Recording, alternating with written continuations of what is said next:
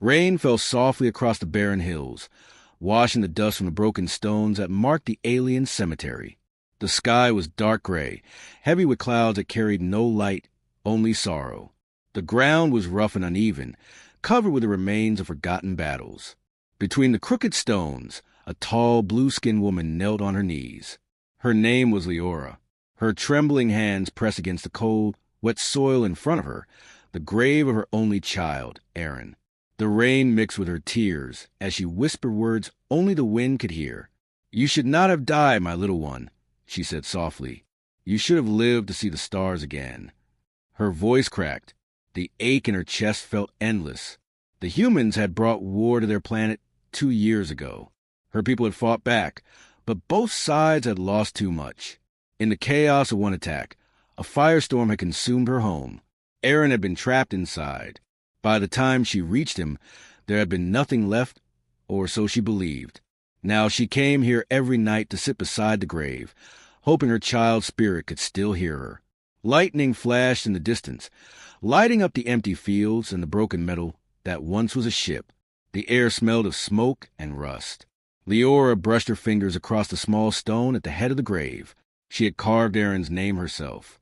A whisper of wind moved through the grass, making the tall stalks sway like they were alive. Leora sighed deeply and lowered her head. The sound of the rain grew louder, wrapping her in a lonely rhythm. She felt cold, tired, and hollow. But then something strange happened. A faint glow shimmered through the wet soil, just a tiny pulse, soft and rhythmic, like a heartbeat. Leora froze. For a moment, she thought her eyes were lying to her. She blinked hard, trying to clear the rain from her face, but the glow didn't fade. It was real. The light flickered again, like something buried beneath was alive. Her breath caught in her throat. She leaned closer, pressing her palm against the ground. The light responded, pulsing faster, brighter. "No," she whispered. "It can't be." Her heart started to race. She dug her fingers into the dirt, feeling for warmth, for movement, for anything. The soil was cold, but something beneath it felt different. Not dead, not lifeless. It was warm. She gasped and pulled her hand back, fear and hope fighting inside her chest. Lightning flashed again, brighter this time, and for a second she saw a shape standing far behind her, half hidden among the dead trees at the edge of the cemetery. It wasn't alien. The outline was too broad, too tall. A human. Leora's eyes narrowed. Her first instinct was anger. Humans didn't belong here. This was sacred ground. She stood quickly, her heart still pounding, and shouted through the rain, "Who's there?" The figure didn't move. The wind howled around them, carrying her voice into the hills.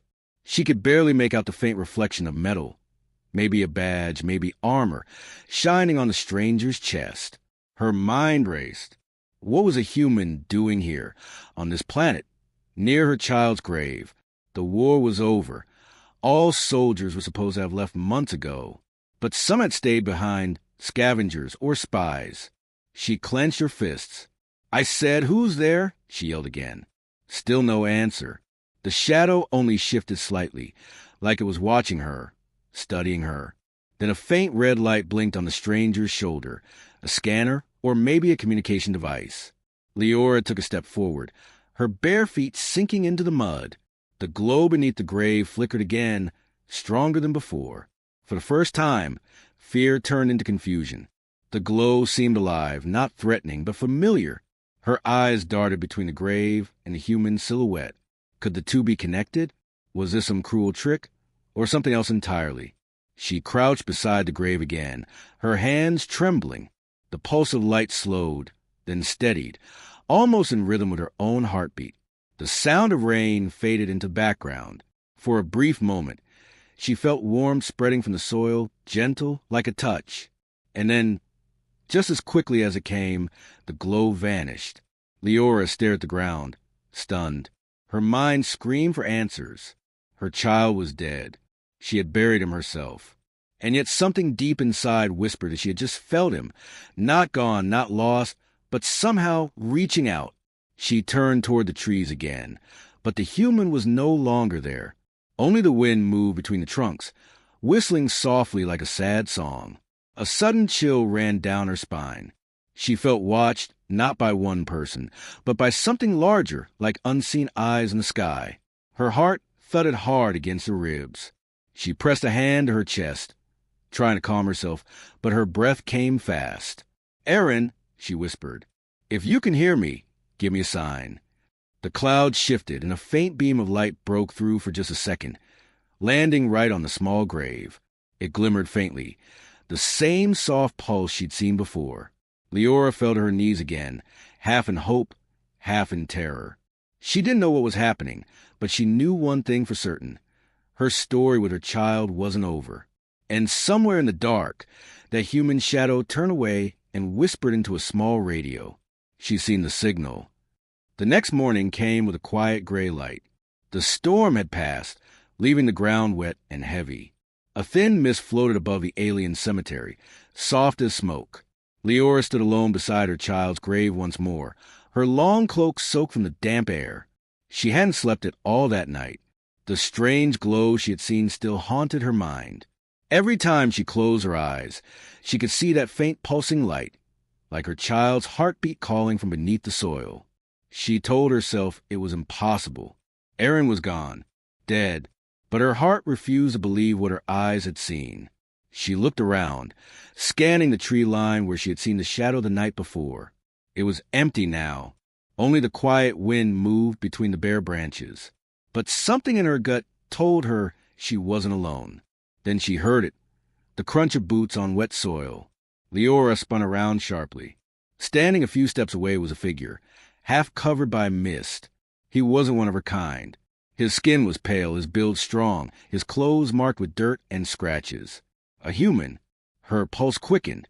Instinctively, she stepped in front of the grave, as if protected. "Stay back," she said firmly.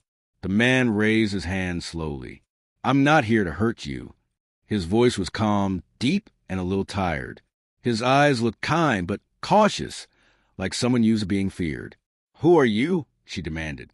He took one step closer, keeping his distance respectful. "My name is Elias," he said. "I came here to find something or someone." Leora's throat tightened. "You have no right to be here. This place is sacred ground." "I know," Elias replied softly. "I didn't come to disturb it." He paused, studying her face. "You were here last night, weren't you? You saw the light." Leora froze. "What do you know about that?" He hesitated, then reached into a small satchel strapped to his belt. Leora tensed, ready to defend herself if he drew a weapon. But instead, he pulled out a small metallic device, no larger than his hand. Its surface flickered with faint blue lights, pulsing softly. "I saw the same signal," Elias said, holding the device out toward her. "It came from beneath this ground." Leora stared at it, unable to look away. The pattern of light. It was identical to what she had seen last night. The same rhythm, the same soft pulse. "That's impossible," she whispered. "There's nothing here but—" She couldn't finish the sentence. Elias nodded slowly, understanding her silence. "I didn't believe it either," he said. "But this device is a life scanner. It picks up faint biological energy, heartbeat, cellular movement, neural sparks. Last night, I got a signal here. Very weak, but real." Leora's breath caught. "You're lying. This is some trick." He shook his head. "No trick. I'm not here as a soldier. Not anymore. The war is over for me." She looked at him suspiciously. His uniform was worn, his boots old. The insignia on his sleeve had been torn off. He didn't look like a soldier. He looked like a man running from something. "What do you want from me?" she asked quietly. Elias sighed and crouched near the grave, careful not to touch it. "To tell you something important," he said. "What you buried here, it might not be what you think." Her heart skipped a beat. "What are you saying?" Elias pressed a few buttons on his scanner. A small holographic image appeared above it. A flickering pulse, shaped like a tiny heart. "This pattern," he explained, "belongs to a living being. The energy matches the record of a child listed in the old human-alien medical files. A child named Aaron." Leora's eyes widened. Her hands trembled. "No, that can't be true." My son, he died during the attack. I saw... You saw destruction, Elias interrupted gently, but you didn't see the end. Leora shook her head in disbelief. You expect me to believe that a human somehow knows more about my own child's death than I do? Elias lowered his gaze. Because I was there, he said quietly. That night. Silence filled the air, heavy as the clouds. Leora took a step back. You? He nodded. I was part of the evacuation team. We found survivors after the bombing. Most didn't make it. But one small life signal appeared on our monitors. Weak, almost gone. A child. He paused, his voice trembling slightly. We took him. We saved him. Leora's breath came short and sharp. No, you're lying. My son, his body.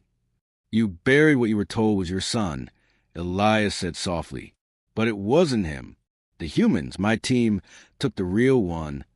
The world around Leora tilted. She stepped back, her hands covering her mouth. The rain began again, soft drops falling from the gray sky. Her heart pounded so loudly she could barely hear him anymore. Elias lowered the scanner, his voice steady but gentle. He's alive, Leora. Your child is alive. And I can take you to him. She stared at him, eyes wide, tears mixing with rain. Everything she had believed for years, every night of grief, every moment of mourning, suddenly cracked open. Her voice broke when she spoke. If you're lying to me, human, I will kill you. Elias nodded, his expression somber. I know, but I'm not lying. He turned and began walking away through the mist. After a few steps, he looked back over his shoulder. Follow me, if you want the truth. Leora stood frozen, staring at the grave one last time. The soil was still wet, but beneath it, something faintly glowed again. Without another word, she pulled her cloak tight and followed him into the mist, toward answers she never thought she'd find. The mist thickened as Leora followed Elias through the ruined valley. The world around them was silent, except for the squelching sound of boots sinking into the wet ground. Broken machines and shattered metal lay half buried under layers of mud, old remains of a war that had taken everything from her. She walked a few steps behind him, keeping her distance, her sharp alien eyes never leaving his back. Every instinct inside her screamed not to trust this human, but the faint light she had seen last night, the scanner signal, and his words, "Your child is alive," kept echoing in her mind. At last, they reached the edge of the forest. Elias stopped near a small rocky hill covered with moss and vines. He crouched and brushed the mud from what looked like a hidden metal door, buried beneath the roots. Leora frowned. "What is this place?" she asked. Elias tapped a small wrist device, and the old metal groaned as it slid open.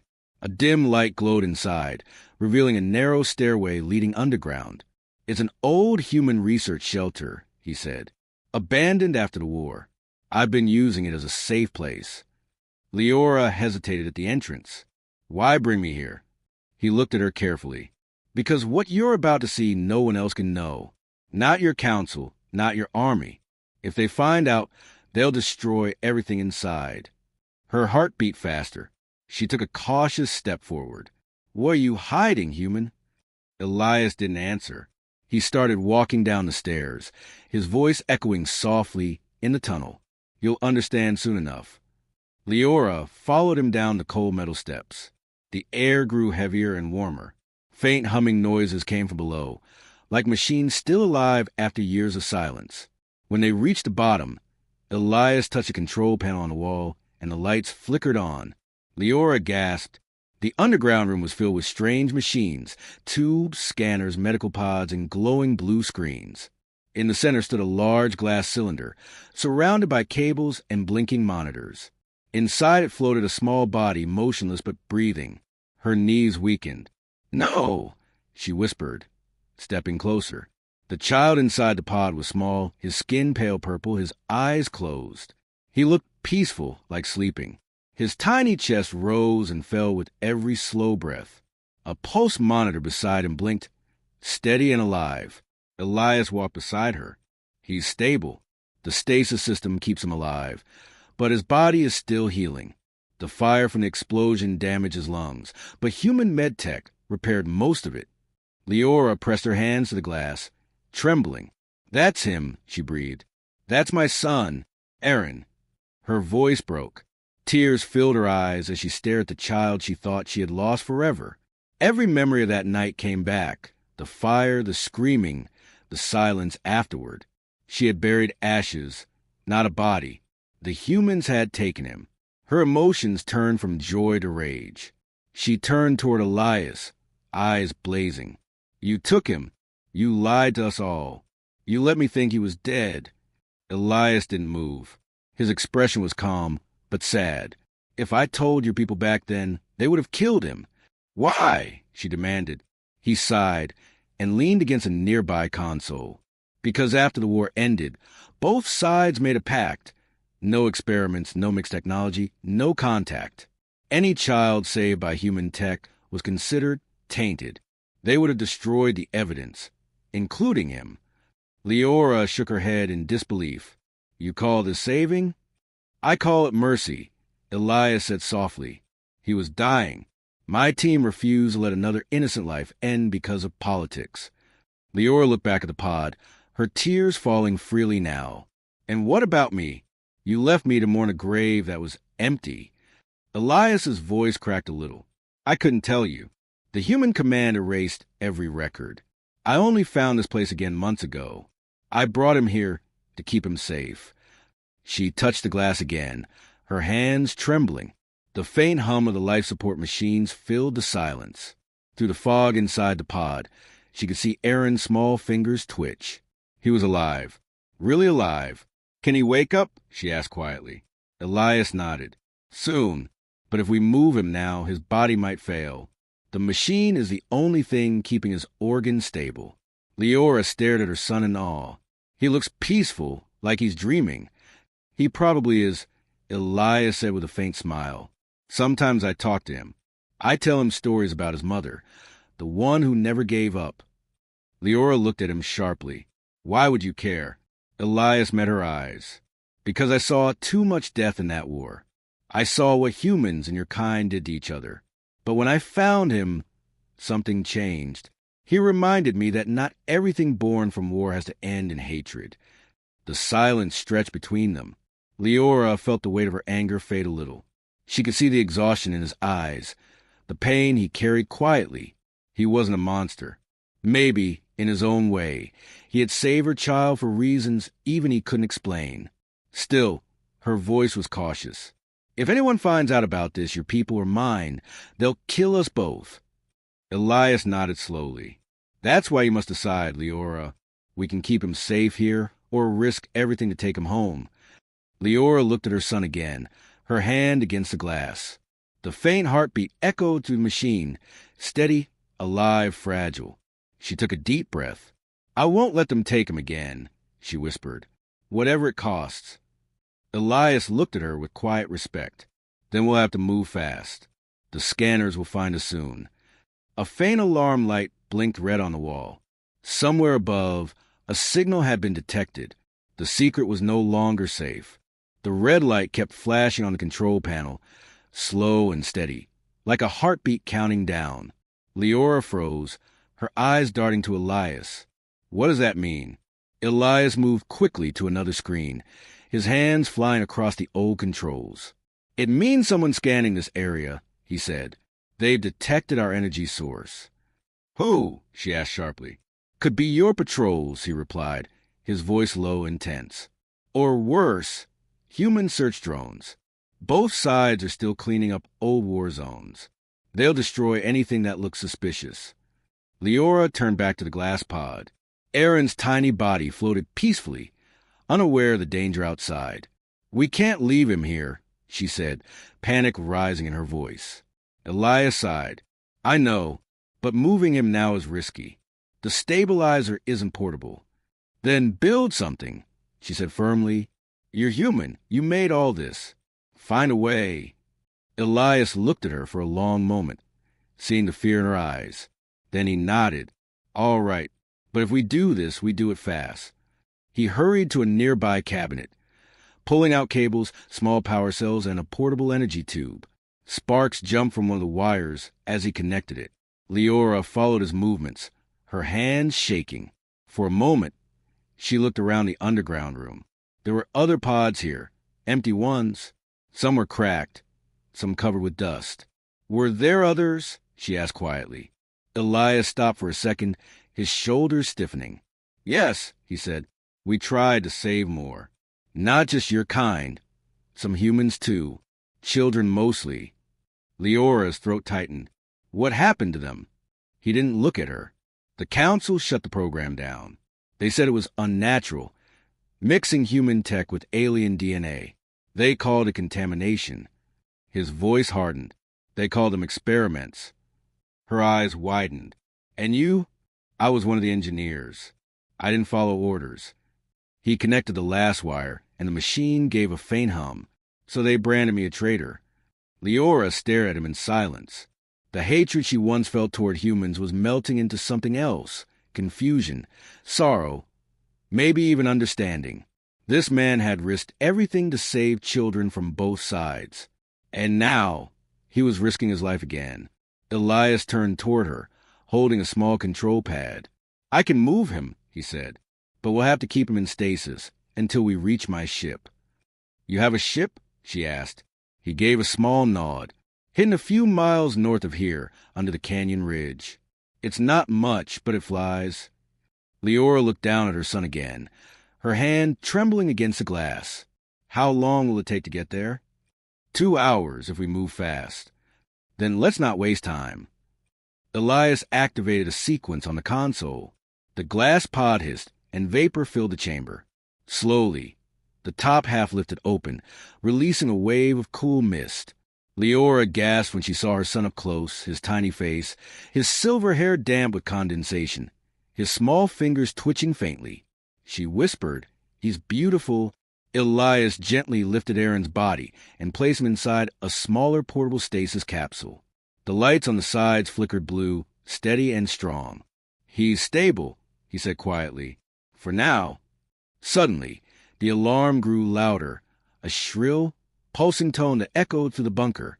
Elias cursed under his breath. They're locking on to our signal. We've got to go. Leora moved to the tunnel entrance, but the ground above rumbled. Dust fell from the ceiling. They're here, she shouted. Elias grabbed the capsule and slung it over his shoulder. Follow me. They ran down a narrow passage at the back of the bunker. The walls were lined with flickering lights and old wires. The tunnel was small, just wide enough for one person at a time. Behind them, the sound of drones grew louder, mechanical wings buzzing through the air vents. Keep moving, Elias said, his voice echoing. Leora's lungs burned as she ran. She could hear faint metallic voices from behind, robotic scanners repeating coordinates. Unauthorized life forms detected. Prepare for neutralization. Elias slammed open a side hatch. A burst of cold wind hit them. Outside, the world was gray and open, the horizon stretching toward the mountains. This way, he yelled. They sprinted across the wet rocks, their boots splashing through puddles. In the distance, Leora saw a large shadow moving, a human drone, silver and deadly, scanning the ground with a beam of blue light. Elias ducked behind a fallen metal structure, setting the capsule down carefully. They'll track our heat signatures, he said. We need to move through the caves. Leora looked up. A line of dark caves wound through the cliffs nearby. Then we go through them, she said. Now. As they started running again, she glanced at the child in the capsule. The blue lights reflected on Aaron's peaceful face. Her chest ached with emotion. Hold on, my little one, she whispered. Just a little longer. Elias's communicator buzzed softly. He checked the screen. Incoming signal. His expression darkened. They're closing fast. 2, maybe 3 drones. Can't you shut them down? She asked. Not without a control link. These are auto hunters. They don't stop until the target's gone. They reached the caves and ducked inside. The light from outside faded into darkness. The walls glowed faintly with mineral dust, turning the tunnel blue. Their footsteps echoed softly. For a moment, everything was still. The air was cold, damp, silent.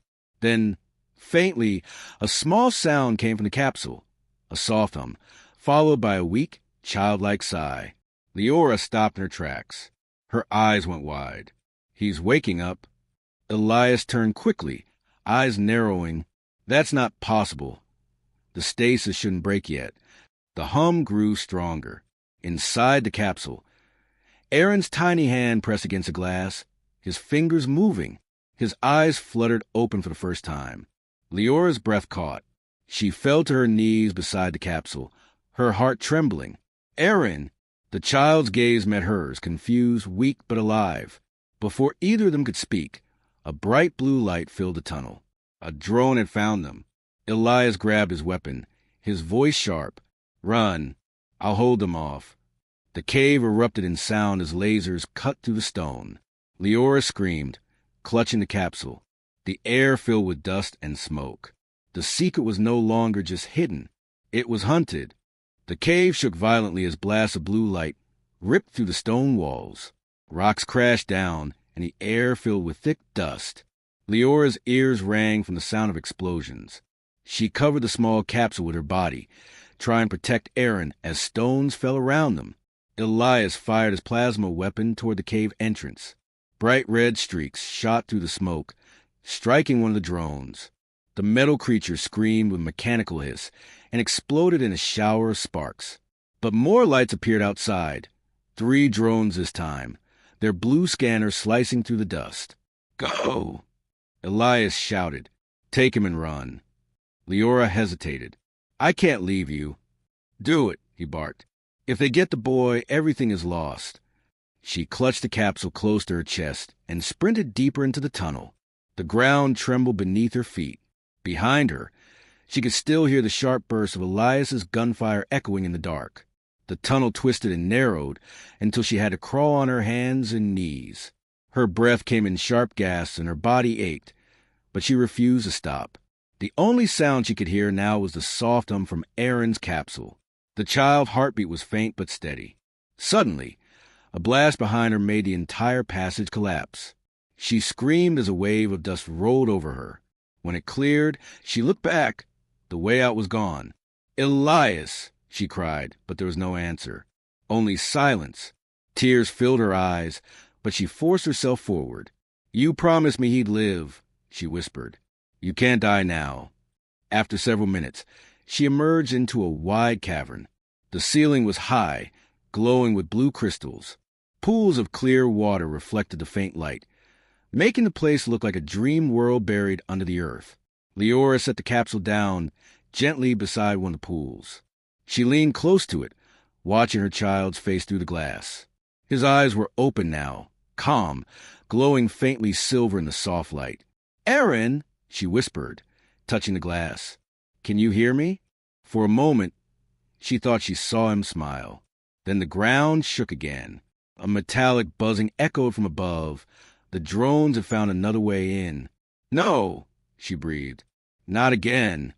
She grabbed the capsule and started running along the cavern's edge. Her boots splashed through shallow water. A beam of blue light swept across the cave, barely missing her shoulder. The drones appeared through a hole in the ceiling, their metal wings spreading wide, glowing like fireflies of death. Leora ducked behind a rock pillar as plasma bolts hit the ground beside her. Her chest was burning, her arms numb from carrying the capsule. She whispered desperately, Elias, where are you? Suddenly, her communicator buzzed faintly. A weak, static-filled voice came through. Leora, run toward the ridge. I'm still alive? Her heart leapt. Elias, I hear you. Keep going, his voice crackled. Follow the light markers, red ones, north tunnel. I'll meet you there.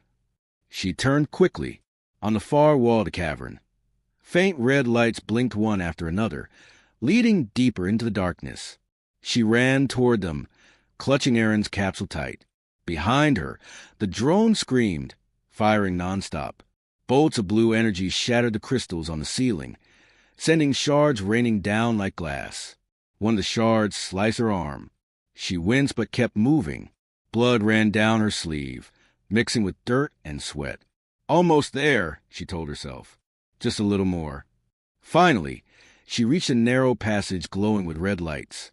She darted inside, ducking low as the drones fired again. The tunnel twisted and sloped upward. The air grew warmer, fresher. When she emerged, she found herself outside on a canyon ridge. The rain had stopped, and the sky was filled with dark clouds lit by flashes of lightning. Far ahead, through the storm, she saw a faint light, Elias's beacon. Her hope returned. She started running again, stumbling over rocks and mud. Each step felt heavier than the last, but she didn't stop. The wind howled through the canyon, and thunder rolled across the sky. Then, from behind, a drone burst through the rocks, its eyes glowing red. It fired once. The blast hit the ground near her feet, throwing her off balance. She fell hard, the capsule slipping from her arms and rolling toward the cliff's edge. "No!" she screamed, crawling after it. The capsule slid closer and closer to the edge until it stopped, half hanging over. Inside, Aaron's eyes flickered open again, this time brighter, almost shining. Leora reached out and grabbed it just as another blast hit nearby. The shock wave threw her backward, and the capsule slipped from her grasp. Falling off the cliff, "ARIN!" she screamed. Time seemed to stop. The capsule fell through the rain and lightning, glowing blue as it dropped into the dark canyon below. The drone aimed its weapons again, but before it could fire, a red beam sliced through the air, hitting it dead center. The machine exploded, spinning out of control. A figure appeared through the smoke. Elias.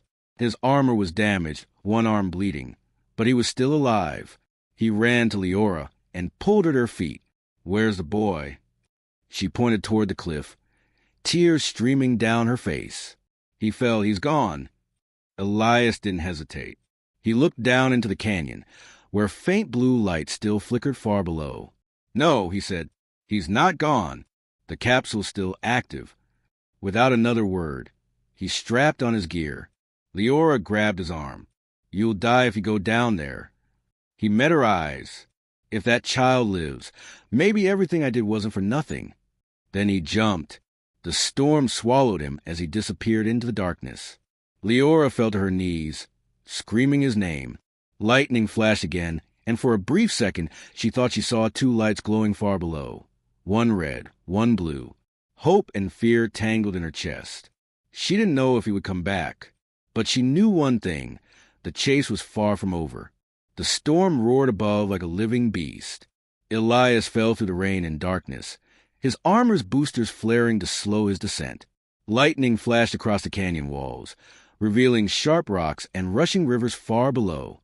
He spotted the capsule, still glowing blue, spinning as it tumbled toward the canyon floor. He hit his jet thrusters again. The boosters sputtered and hissed, barely keeping him from crashing. He reached out, stretching his arm as far as he could. The capsule slipped through the air, inches away. He dived harder, the wind screaming past his helmet. Then contact. His fingers brushed the capsule just as it struck a branch jutting out from the canyon wall. The impact slowed it enough for him to grab it. The force almost tore his shoulder apart, but he didn't let go. "Got you," he gasped. He swung onto the branch, clutching the capsule to his chest. The glowing light inside flickered weakly. Aaron's small face was pale, his breath slow but steady. Elias looked up. The ridge was hundreds of meters above, swallowed by storm clouds. Leora was somewhere up there, waiting, probably believing he was dead. He glanced downward. The canyon floor glowed faintly. Streams of silver light ran through the rocks like veins. Mist curled upward, carrying a soft hum, almost like music. He frowned. What the hell is this place? There was only one way to find out. Carefully, he climbed down the rock face, holding the capsule close. Every few meters, strange lights pulsed within the stone, guiding his way like living stars trapped in the earth. When he finally reached the bottom, he stood in silent awe. The entire canyon floor shimmered. Rivers of glowing liquid energy flowed in every direction, reflecting blue and white light on the canyon walls. It looked like the heart of a world that was still alive beneath all the ruin. Elias set the capsule down near a warm patch of glowing soil. The hum in the air grew stronger, deeper, like the slow beat of a giant heart. He knelt beside the capsule, his armor steaming in the heat. "Hang on, kid," he whispered. "We're almost there." He checked the monitors, The power level was dropping fast. The impact from the fall had damaged the stabilizer coil. If it failed completely, Aaron's breathing would stop within minutes. Elias ripped open a side panel on his armor and tore out one of his energy cells. "It's not made for this tech," he muttered, connecting wires manually. "But it's all I've got." Sparks flew. The blue glow inside the capsule flickered, then steadied. Aaron's heartbeat on the monitor grew stronger. "Good boy," Elias whispered with shaky breath. "You're tougher than most soldiers I've known." He leaned back against the rocks, exhausted. For a few seconds, all he heard was the hum of the energy rivers and his own heartbeat. Then, suddenly, the ground trembled beneath him. The glowing streams pulsed brighter, faster, reacting to something. A soft voice echoed through the canyon, not from his communicator, not from any human device. It came from the air itself. Human. Elias froze. He looked around, scanning with his visor. "Who's there?" The voice came again, soft but clear, speaking in both his language and the alien tongue. "You carry the blood of war and the seed of peace." A shape began to form above the glowing river, a tall, shimmering figure made entirely of light. Its face shifted between human and alien, neither one nor the other. Elias gripped his plasma pistol, but didn't raise it. "What are you?" The being tilted its head, slightly. "I am what remains of your world, and hers. The war burned the surface, but we survived beneath, waiting for balance to return." Elias took a slow step closer. "You mean this energy, this place, it's alive?" "Yes," the voice said. "It heals what both your kinds destroyed, and it calls to the one inside the pod." Elias looked at Aaron's capsule. The light inside was growing brighter, pulsing in rhythm with the canyon's glow. "He's connected to it," Elias murmured. The being's light shimmered gently. "The child carries both paths, bore the stars, saved by human hands. Through him, the cycle can end." Elias's heart pounded. "You mean peace?" "Yes," the voice whispered. "But the others come, those who feed on fear. If they reach this place, they will destroy it and him." Elias turned sharply toward the canyon walls. Through the storm, faint blue lights were descending, drones. Dozens of them. He cursed under his breath. They tracked the signal. He grabbed the capsule and looked back at the glowing being. "Can you protect him?" The figure shook its head slowly. "Only one of flesh and heart can carry the spark. He must be taken to the surface before the darkness consumes this place." Elias clenched his jaw. "Then I'll get him out." "Go, human," the voice said. "And remember, he is not yours to save, but you are his to believe in." The light began to fade, merging back into the glowing rivers as the ground shook again. Elias looked up. Drones were entering the canyon, their weapons glowing. He slung the capsule over his shoulder and ran to the glowing mist, every step echoing with thunder and light. Behind him, the canyon erupted in flashes as plasma bolts hit the rocks. The glowing rivers responded, surging upward like waves of energy, striking the drones with blinding force. Elias didn't look back. He just kept running, climbing, pushing upward toward the storm. "Hold on, Aaron," he whispered. "We're not done yet." Above them, lightning split the clouds, and somewhere far above, Leora was still waiting, her eyes locked on the storm, praying for a miracle.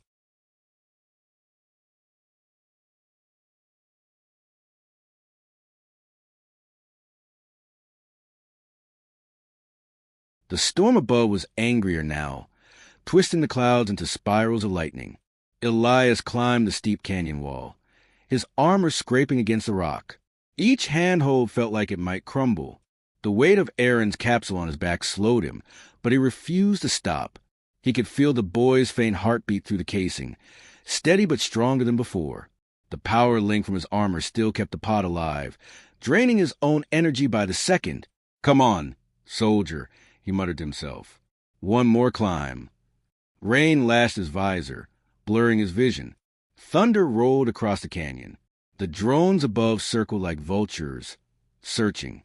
One of them spotted movement and fired a plasma bolt that exploded a few meters from him, showering him with molten rock. Elias gritted his teeth. Hanging by one arm, the stones fell around him. "Not today," he growled. He swung up to a narrow ledge and crouched, catching his breath. His armor systems blinked warnings.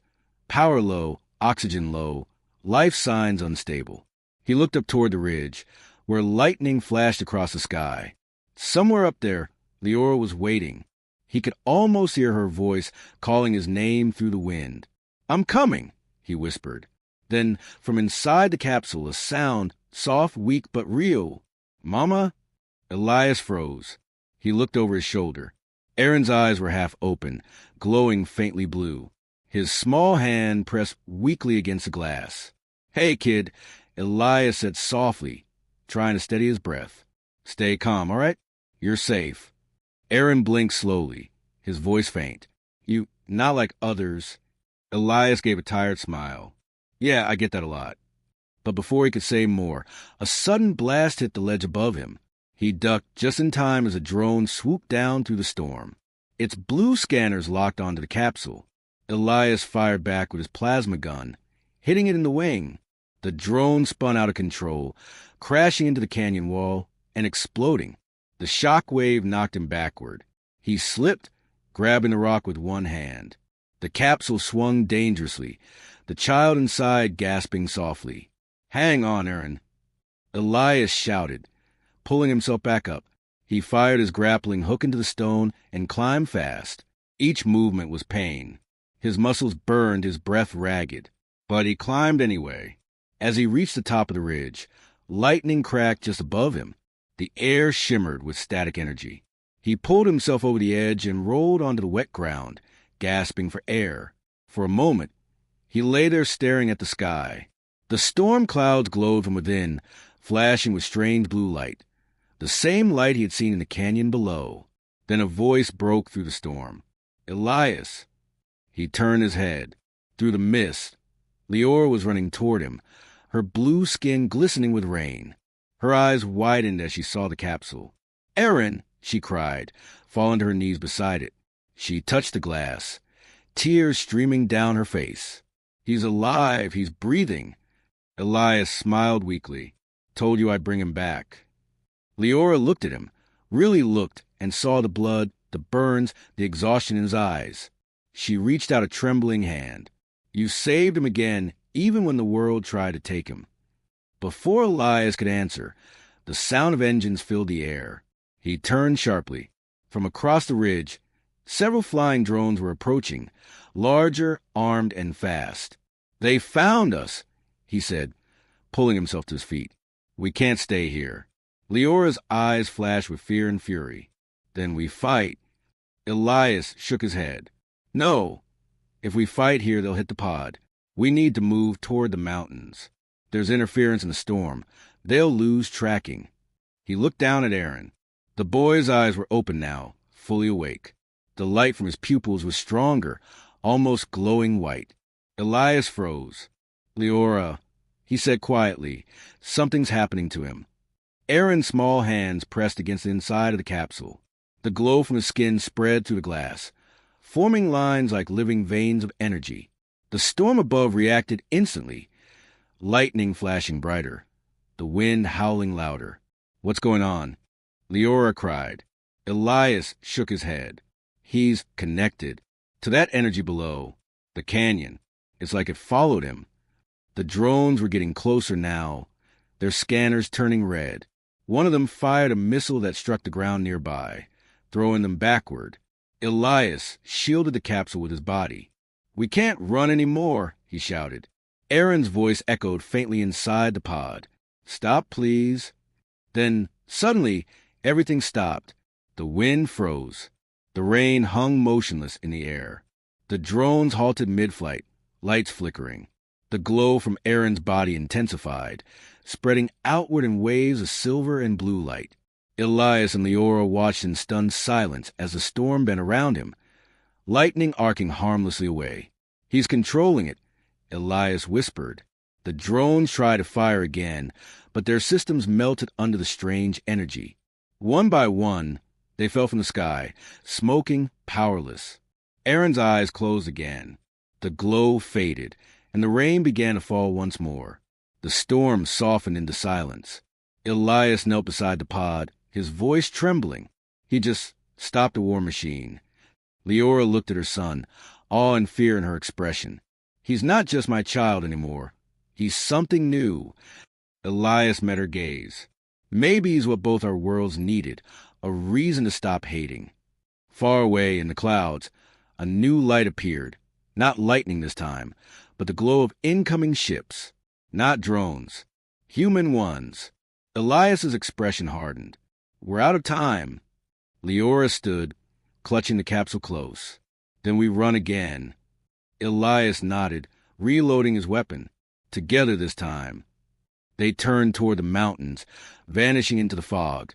A human, an alien mother, and a child who could change the future. And behind them, the storm began to awaken again. But this time, it whispered the boy's name. Aaron.